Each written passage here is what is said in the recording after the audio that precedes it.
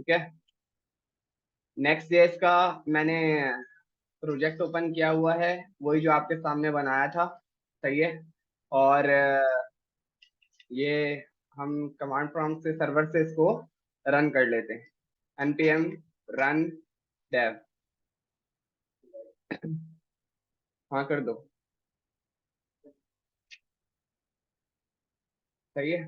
Okay. तो next JS version 14.0.2 पे run हुआ है और लोकल होस्ट पे उसने हमें ये यूआरएल बना कर दिया है। सही है। तो कॉपी करते हैं और उसने बता दिया है कि भाई आपकी जो साइट है वो रेडी हो चुकी है, आप इसको व्यू कर सकते हैं। ठीक है। तो हम आते हैं और अपनी साइट को रन कर लेते हैं।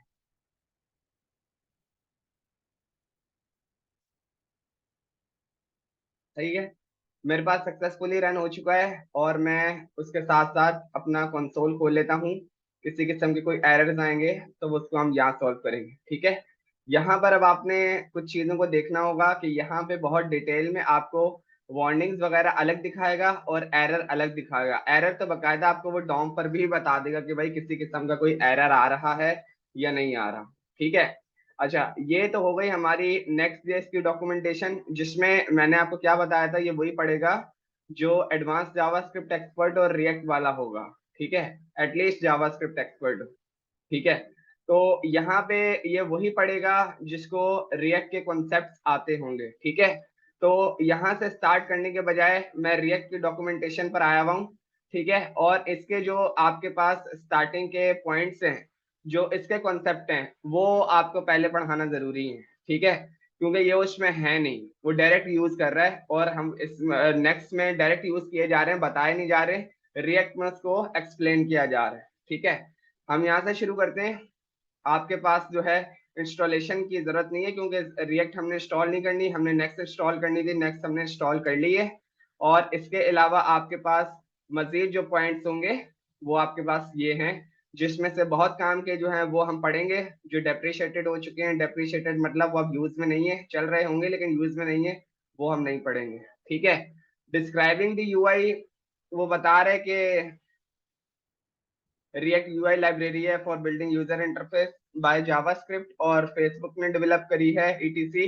और अच्छा, in this chapter how to write your React component. ठीक है। सबसे पहले इसी बात पर आ जाते हैं, how to write your React component. अगर मैं इसको नेक्स्ट टैब में खोल लूं तो वो आपको फर्स्ट कंपोनेंट लिखने का तरीका बता रहा है कि ये क्या लिखा हुआ है। अगर आप इसको थोड़ा सा गौर से पढ़ो, on the web, HTML lets create rich structured documents with its built set of tags like h1 and li। बोला कि जो आपके पास HTML के टैग्स होते हैं उन्हीं को यूज करके आप UI के बिल्डिंग ब्लॉक से कंपोनेंट्स बनाओगे। लाइक ये एक कंपोनेंट कंसिडर होगा। ठीक है। ये भी कंपोनेंट कंसिडर होगा। अभी हम आते हैं और इसको जरा थोड़ा सा चला कर देखते हैं। ठीक है। ओके। मैंने आपको बताया था कि अब से जो भी हम काम करेंगे वो जेएस की फाइल पे करेंगे। ठीक है। लास्ट वीडियो में मैं आपको बता चुका था कि बिल्कुल मेन रूट की अगर बात करें तो रूट पे हमारे पास ये लेआउट डॉट जेएस की फाइल रेंडर होती है, जो कहाँ रखी हुई है, एसआरसी के अंदर। एसआरसी के अंदर ऐप का फोल्डर है, उसके अंदर रखी हुई है लेआउट डॉट जेएस की फाइल। इसके अलावा मेरे मेरे पास एक और फाइल बनी हुई है, किसके अंदर,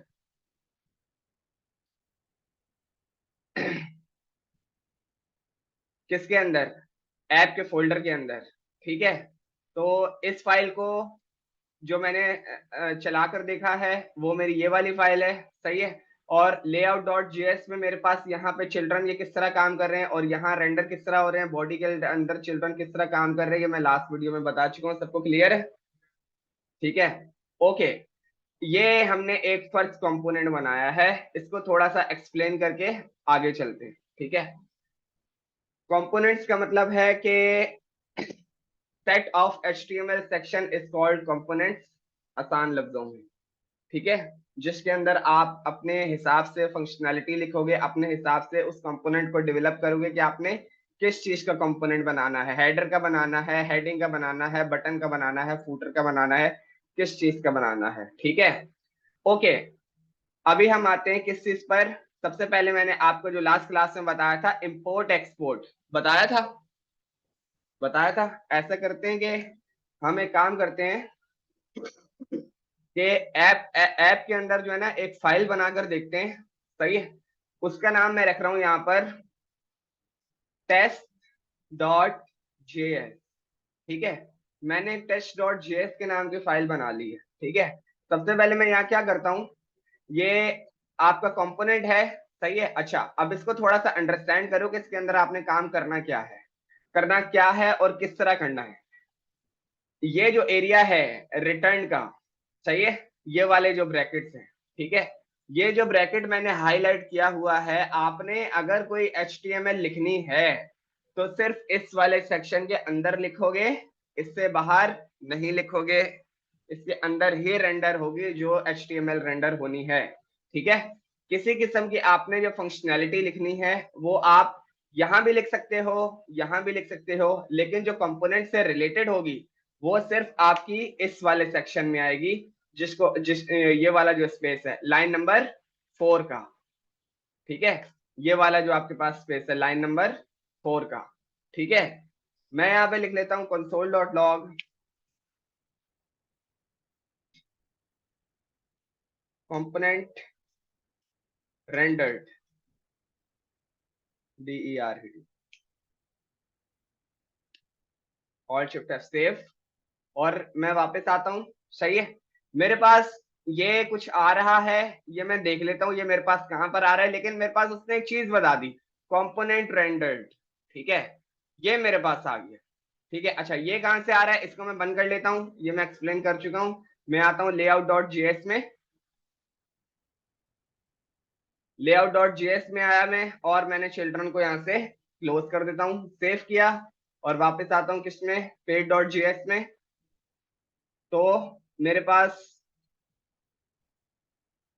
यहां पर कुछ नहीं आ रहा है, देख रहे हो, मेरे पास यहां पर कुछ नहीं आ रहा है। मैंने पेज को रिफ्रेश किया है और देखते हैं अब हमारे पास क्या आता है क्या नहीं आता।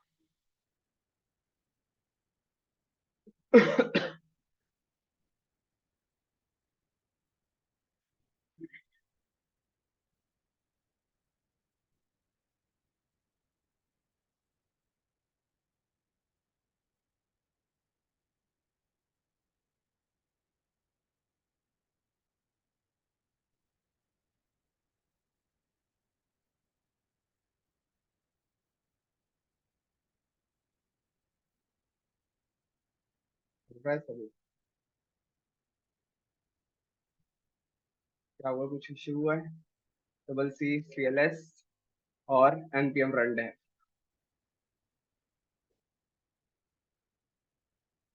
सही है, इसको दोबारा उठाते हैं, कॉपी किया और रेडी,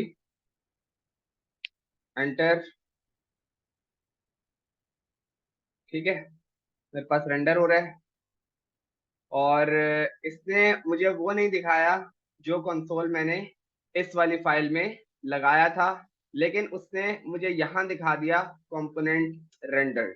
ठीक है, इस चीज को थोड़ा सा अंडरस्टैंड करते हैं कि भाई आपके पास नेक्स्ट जेएस पे जितने भी कंपोनेंट्स होते हैं वो डिफॉल्ट पर सर्वर साइड कंपोनेंट्स होते हैं। ठीक है, सर्वर साइड कंपोनेंट्स या सर्वर साइड की कहीं भी कोई भी बात हो तो उसका मतलब है वो एरिया जो यूजर को नहीं दिखेगा, यानी बैक एंड साइड का एरिया, जैसे कि ये नेक्स्ट जेएस का सर्वर है। सही है, तो ये यूजर को नहीं दिखेगा। अब जो यूजर को दिखेगा वो कैसे दिखेगा, या अगर हमने किसी कंपोनेंट को क्लाइंट साइड कंपोनेंट बनाना है तो वो कैसे बना है, ठीक है, उसके बारे में बाद में बात करेंगे। ठीक है, अभी मैं क्या करता हूँ, test.js की फाइल में आ गया और यहाँ पर एक ऑब्जेक्ट बना लेता हूँ, const obj is equal to this। ठीक है,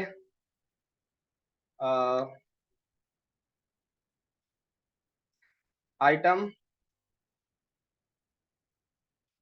पोटैटो, सही है, टाइप वेजिटेबल, सही है। मुझे बताओ अब अगर मुझे इसको किसी दूसरी फाइल में भेजना है तो मैं कैसे भेजूंगा? Export default OBJ. क्यों? क्योंकि मुझे एक ही चीज को भेजना है, एक्सपोर्ट डिफॉल्ट ओबीजे। सही है, सेव कर दिया मैंने। यहाँ मेरे पास किसी किस्म का कोई एरर नहीं है, यहाँ भी मेरे पास कोई एरर नहीं है। और मैं यहाँ पर वापस आ जाता हूँ और मैं यहाँ पर आया, मैंने लिखा इंपोर्ट ओबीजे। हाँ हो रही है। Import OBJ from dot slash test. मैं इसको हटा के दोबारा तुम्हारे सामने खुद लिखूंगा। करंट डायरेक्टरी को चेक करने का सेम ही रूल है, डॉट स्लैश। उसने मेरे को बता दिया ये सब है, मैंने बोला टेस्ट से जाकर ये ले आओ, ये जो ओबीजे रखा हुआ है। मैंने उस पर क्लिक किया तो वो सेम लोकेशन पर लेकर जा रहा है। ठीक है, यहाँ आता हूँ कंसोल डॉट लॉग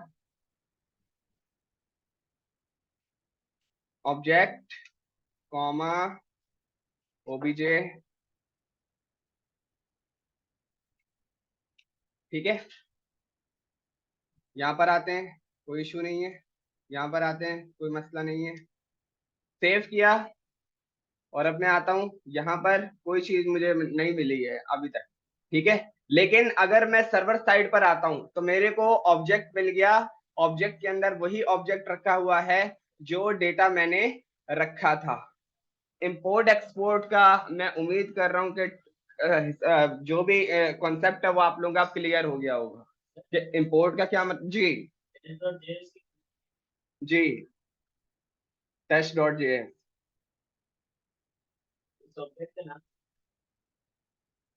इस ऑब्जेक्ट का नाम चेंज कर लेते हैं, ऑब्जेक्ट ए।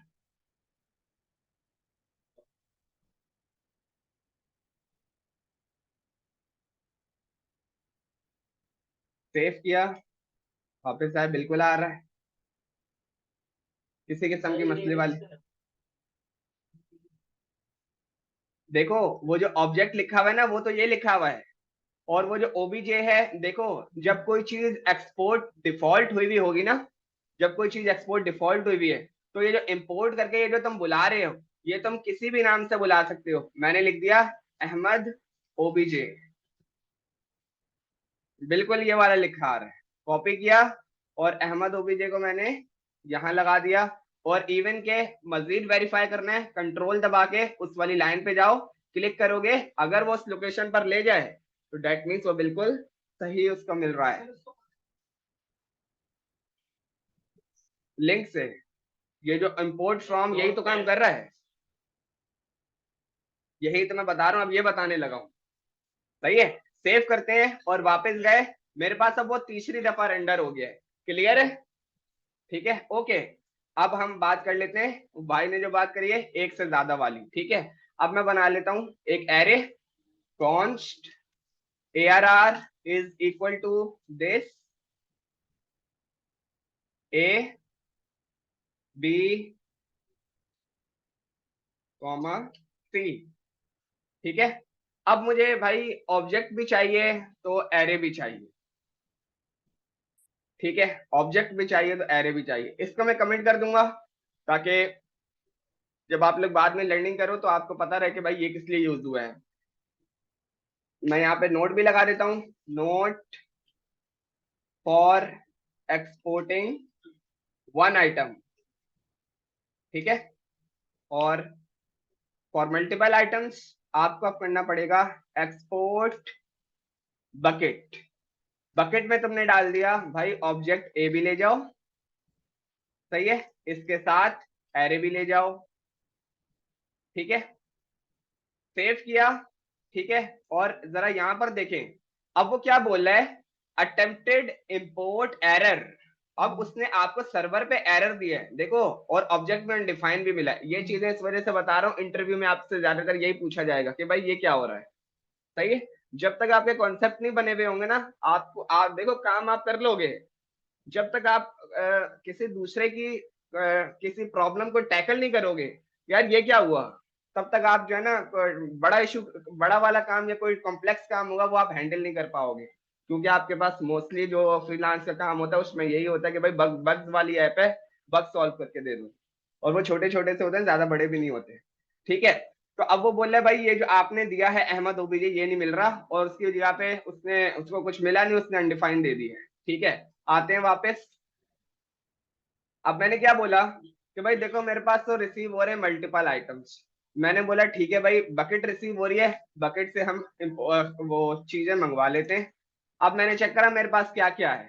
उसने बोला भाई ऑब्जेक्ट ए मिल रहा है और आपको एरे भी मिल रहा है। मैंने दोनों चीजें मंगवा ली, और ऑब्जेक्ट के साथ साथ अब मैं अहमद ऑब्जेक्ट नहीं लिख सकता, क्योंकि अब वो जिस नेम से आ रहा है मुझे अब उसी नेम से ही दिखाना पड़ेगा। तो मैंने यहाँ पे लिख लिया ऑब्जेक्ट ए।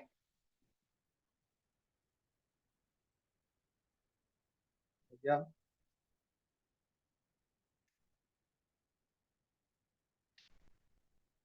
सही है, और कंसोल को कॉपी करके नीचे लगा देते हैं एरे,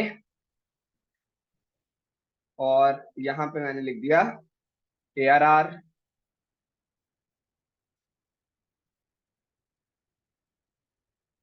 ठीक है, क्या बिल्कुल लिख सकते हैं, मैं तो अलग अलग दिखाना चाह रहा हूँ आपको खाली। सही है, सेव किया और वापस आए। अब मेरे पास ऑब्जेक्ट भी आ रहा है, मेरे पास एरे भी आ रहे हैं।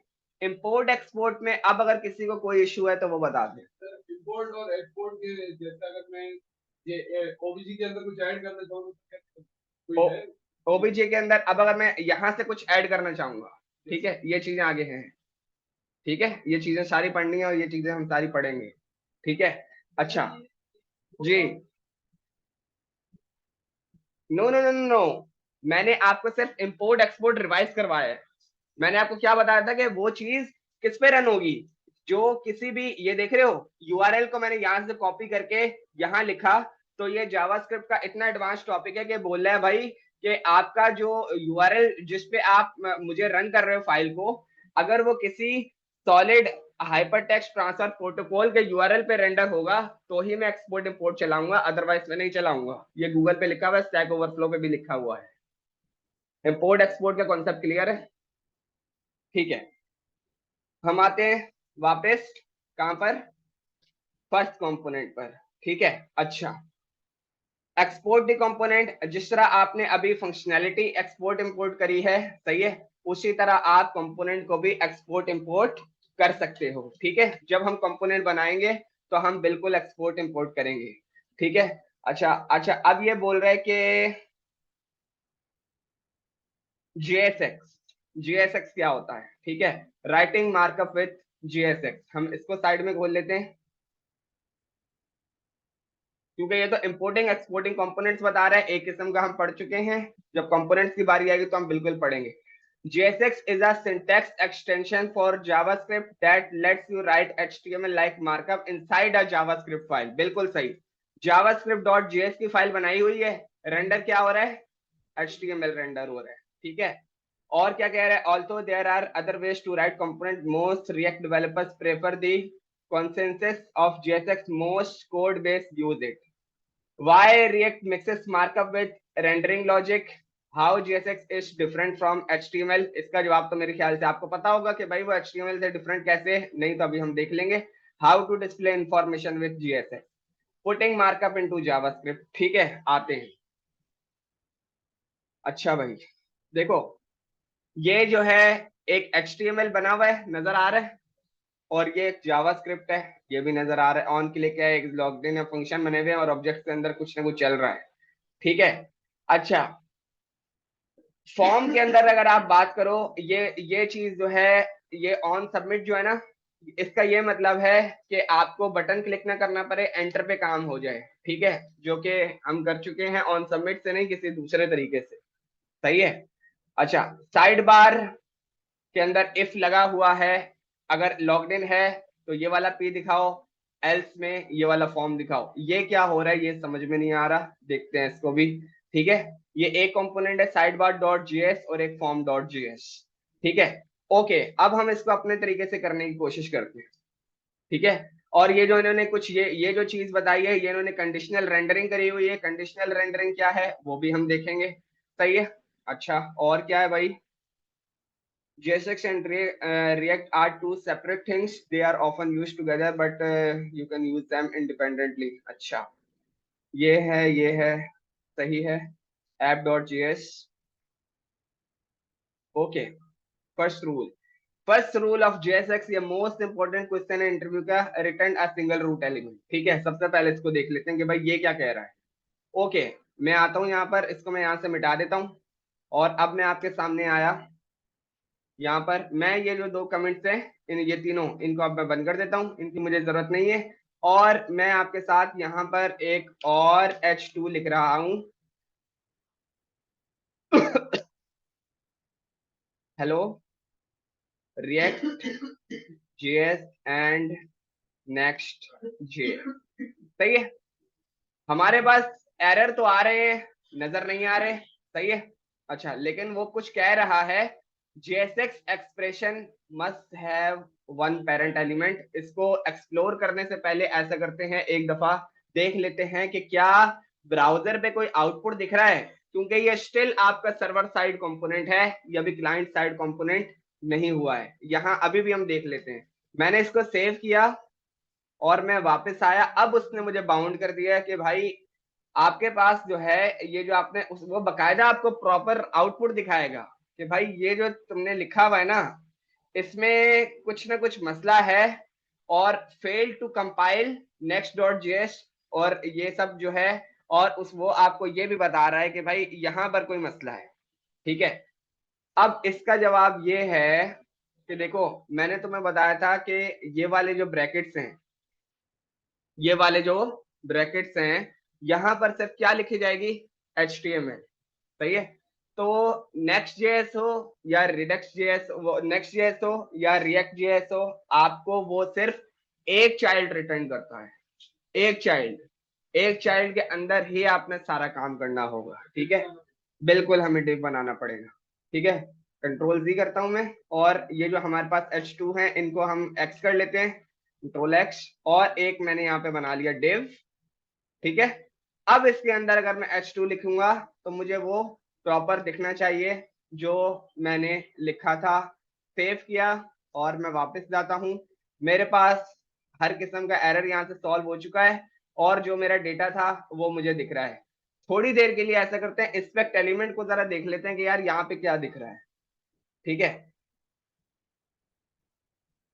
इसको मैंने यहाँ से नीचे कर दिया है और मैंने बॉडी को खोला, मुझे ये डिव दिख रहा है। डिव के अंदर मेरे H1 H2, सही है, ये मुझे डिव दिख रहा है, हाईलाइट हो रहा है डिव। ठीक है, अब एक और सवाल, बड़े मजे मजे की चीजें इसमें।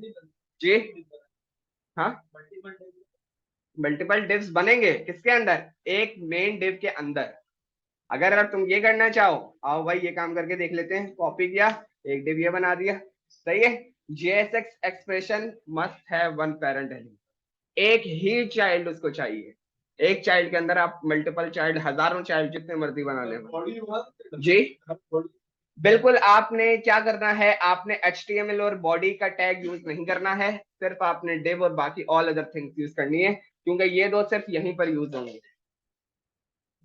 इस फाइल में और कुछ भी नहीं होगा। इस फाइल में और वो सब होगा जब आपने फाइल की कस्टमाइजेशन कॉन्फ़िगरेशन करनी होगी। मजीद थर्ड पार्टी लाइब्रेरीज जो इंटीग्रेट करोगे ना, वो यहाँ पर होंगी। हाँ, जो आपके सारे कंपोनेंट्स रेंडर हो रहे हैं। बिल्कुल बिल्कुल, ये उसी तरह का है। अभी हम जब मजीद फाइल्स बनाएंगे कंपोनेंट्स की, तो ये आपको मजीद एक्सप्लोर करवाऊंगा मैं। ठीक है, तो अब यहाँ पर इसको रेंडर नहीं होना चाहिए। ठीक है, और सेव किया, तो मैं वापस आता हूँ। जरा यार देखना, मैं एक बड़ी जबरदस्त चीज बता रहा हूँ, ये रिएक्ट की बड़ी बेहतरीन चीज है। H1 H2 और एक div। अच्छा, अब बस जब मैं H1 पे जा रहा हूँ, एक लाइन हाईलाइट हो रही है, कौन सी वाली? नीली वाली, जिसमें H1 को मैंने पकड़ा हुआ है। अब H2 को पकड़ा, अब H2 हाईलाइट हो गई। जब डिव को पकड़ा तो डिव हाईलाइट हो गया। ठीक है, तो ये क्या बन रही है? आपने जब जब जब जब आपने कोई HTML का एलिमेंट या मार्कअप यूज किया है, तो आपकी एक लेयर बन जाती है। सही है, अब ये जो लेयर बन रही है, लेयर पे तो यकीनन तुम इस तरह का काम कर सकते हो कि तुमने बोला यार स्टाइलिंग लगा देते हैं, ठीक है, थोड़ी सी इनलाइन स्टाइलिंग अगर हम करें, बैकग्राउंड कलर इसमें जावास्क्रिप्ट की तरह सब कुछ होगा। येलो अगर मैंने इसको कर दिया, सेव किया, वापस आते हैं, सही है, येलो उसने मुझे करके दिया। ये येलो जो हुआ है, देखो उसने हाथ के हाथ इंस्पेक्ट एलिमेंट पे बताया भी है कि भाई येलो हो गया है, ठीक है भाई, ये तो एक लेयर बन रही है। अगर सपोज करो यार, मेरी बात को जरा अंडरस्टैंड करना कि मैं क्या कह रहा हूँ। मैं ये कह रहा हूँ कि इन दोनों को जो है ना, एक रैपर में रख दो। रैपर का मतलब है कि एक पैकेट में रख दो, लेकिन यार लेयर ना बने। मेरी बात किस किस को समझ आई है? सही है। रैपर मतलब ये देखो, अभी एक डिव एक रैपर ही बना हुआ है, लेकिन ये एक लेयर भी बना के दे रहा है। लेयर से क्या मुराद, ये देखो मैं हाईलाइट कर रहा हूँ, ये लेयर बन रही है जी, ये लेयर बन रही है ना। लेयर बन रही है क्या मतलब, मैं इस पर स्टाइल भी कर सकता हूँ, इस पे फंक्शनैलिटी भी लगा सकता हूँ, सही है। मैं लेयर नहीं बनाना चाह रहा।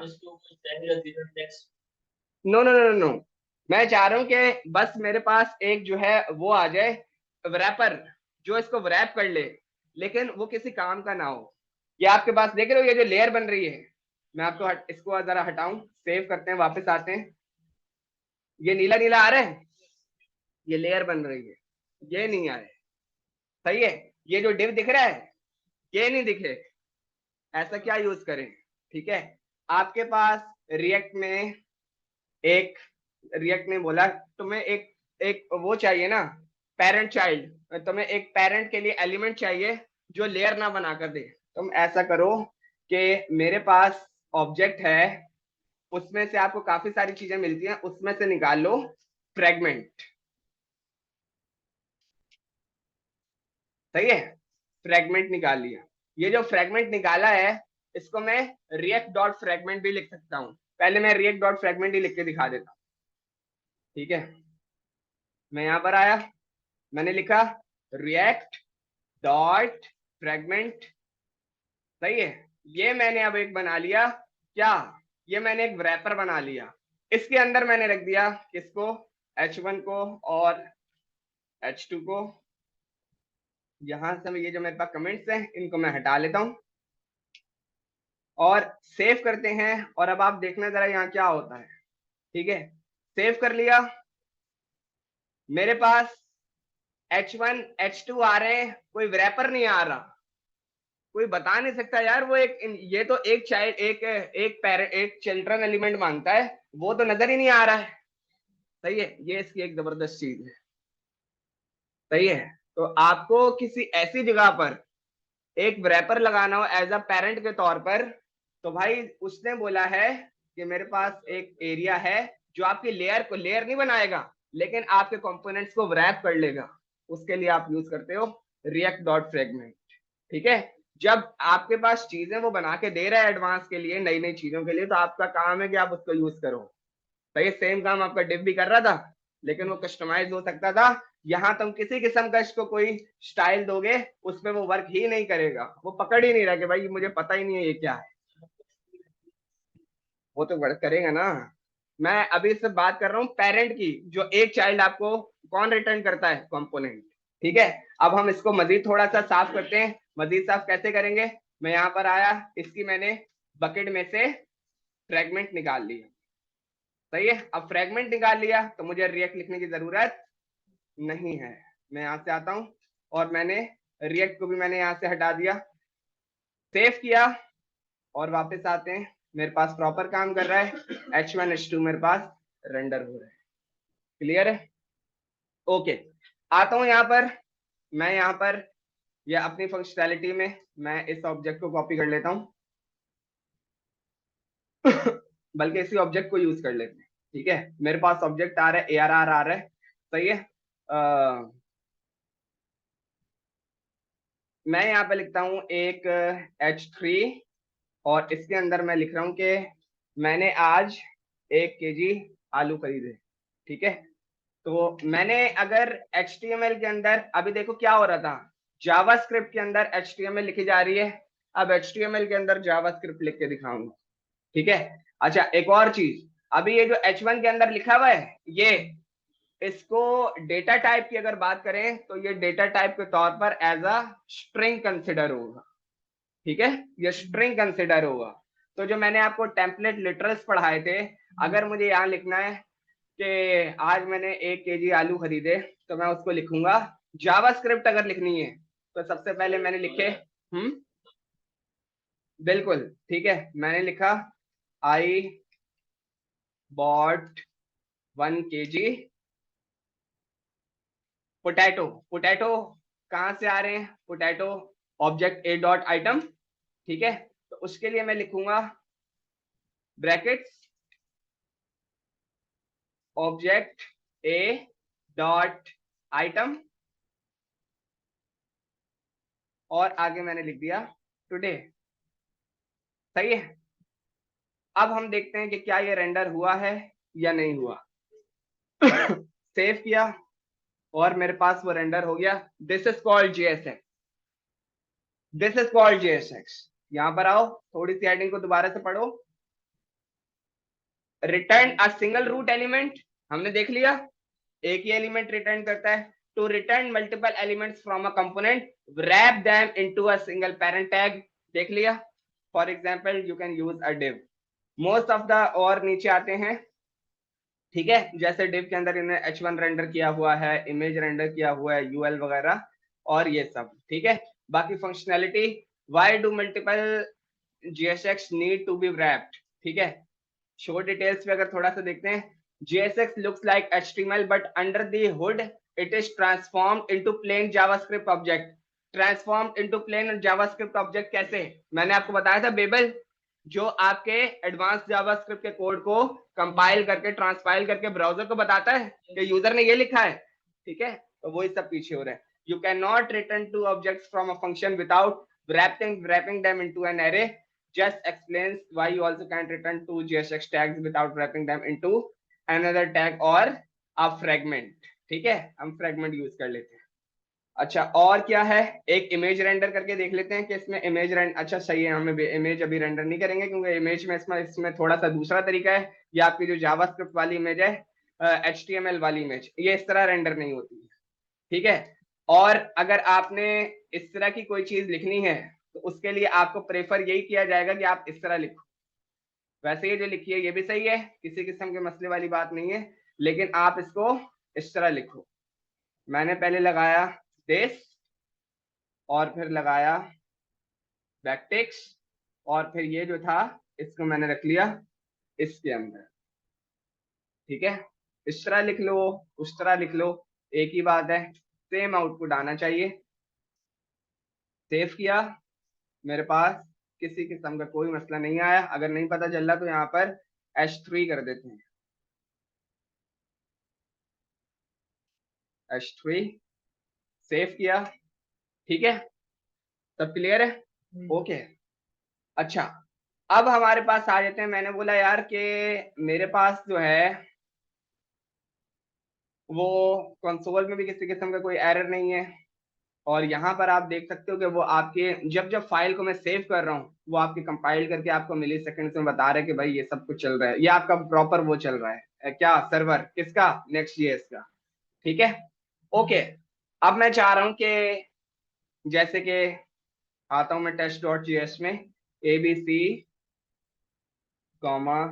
D, E, ठीक है। मेरे पास एरर रिसीव हुआ था, मैं आपको दिखा देता हूँ। सेव किया, एरर रिसीव हो रहा है, ठीक है, ABCDE। अभी तो ये स्ट्रिंग्स का एरे है, ठीक है। अच्छा भाई, मैं ये चाह रहा हूँ कि अब सपोज करो कि तुम्हारे पास कोई लिस्ट आ गई है, जैसे कि ये एरे है, सही है। अब इसको रेंडर कैसे करेंगे? मैं कह रहा हूँ कि भाई ये जो ABCD की लिस्ट है ये मुझे यहाँ पर चाहिए, कहाँ पर, ये इस तरह चाहिए, वो किस तरह होगी, ठीक है। कोई बताना चाहे थोड़ी सी एग्जांपल, गलत बताने का मसला नहीं है। UL बनाएंगे, OL बनाएंगे, LI बनेगा, LI के अंदर कुछ ना कुछ एरे की फंक्शनैलिटी लिखनी पड़ेगी, तभी जाके वो डेटा, या फिर फॉर लूप लगाना पड़ेगा, फॉर लूप लगाना पड़ेगा, आइटम्स देखने पड़ेंगे क्या क्या मिल रहे हैं, सही है। हमारे पास मीटिंग का टाइम खत्म हो चुका है, आपके पास 10 मिनट्स हैं प्रैक्टिस के, ठीक है, जिसकी चीजें इंस्टॉल नहीं हुई वो चीजें इंस्टॉलेशन पे लगा दें। सही है, हम 10 मिनट्स में कंटिन्यू करते हैं।